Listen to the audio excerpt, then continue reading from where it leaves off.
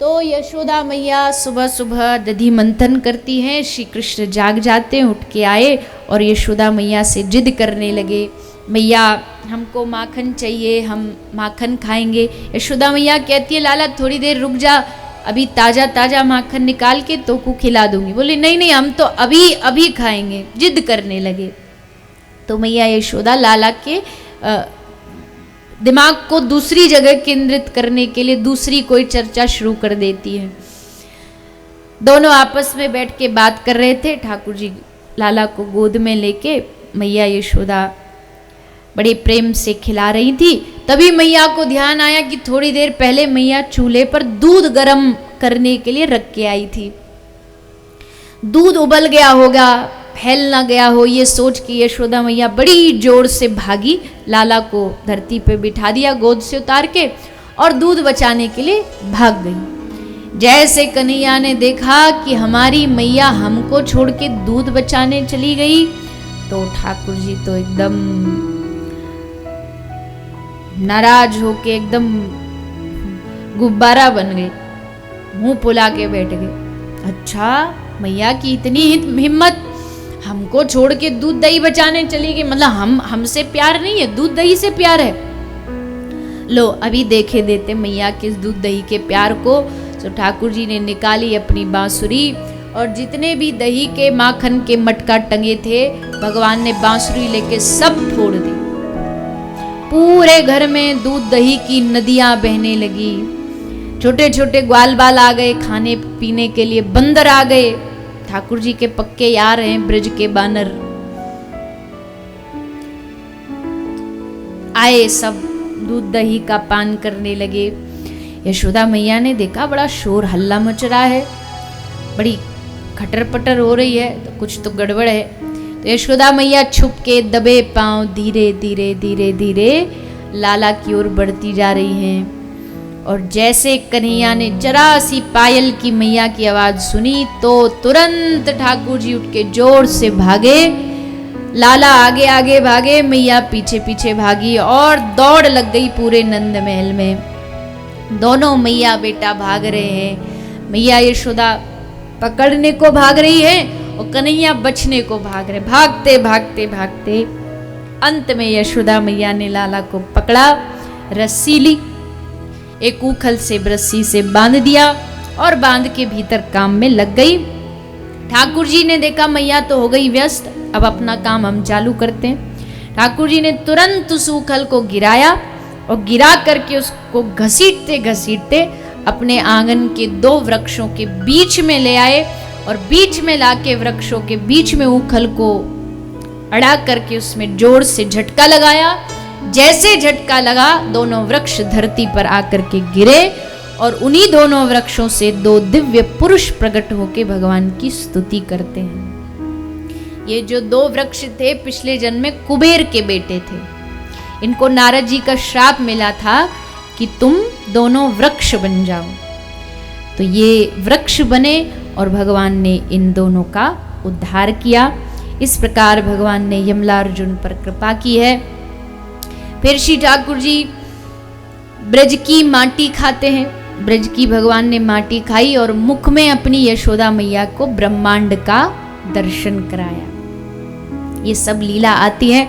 अब धीरे धीरे ठाकुर जी और बड़े होने लगे तो भगवान ने सोचा कि बाकी सब लीला तो बहुत हो गई, अब थोड़ी और नटखट लीला करनी चाहिए। तो कौन सी लीला की भगवान ने?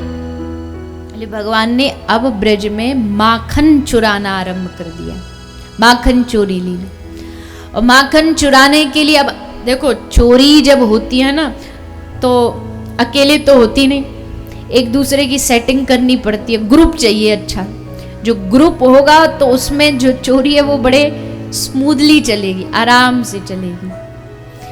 तो ठाकुर जी ने सोचा हम अकेले चोरी करेंगे तो ये तो गड़बड़ हो जाएगी, पकड़े जाएंगे, इससे अच्छा तो सबसे पहले अपनी एक मंडली बनाओ।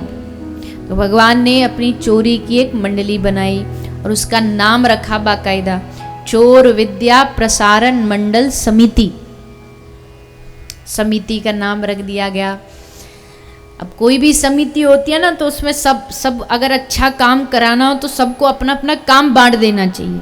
तेरा ये जिम्मेदारी, तेरी ये जिम्मेदारी। तो भगवान ने सोचा सबको काम बांट दे, तो भगवान ने सबको काम बांट, भगवान स्वयं समिति के अध्यक्ष बन गए। अध्यक्ष के पास सबसे ज्यादा पावर होती है डिसीजन, निर्णय लेने की।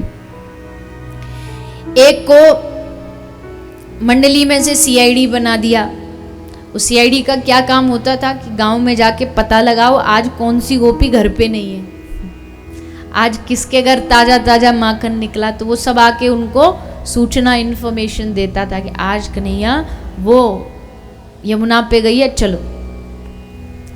तो ये मंडली आरंभ हो गई। ठाकुर जी ने पहले तो सबको, चोरी करना सबको थोड़ी आता है, तो भगवान ने चोरी करना पहले तो सिखाया, कैसे कूदना, कैसे फांदना, कैसे भागना, सारी विद्या सबको सिखा दी। और फिर भगवान की चोरी लीला, माखन चोरी लीला आरंभ हो गई। भगवान घर घर जाते, माखन चुराते।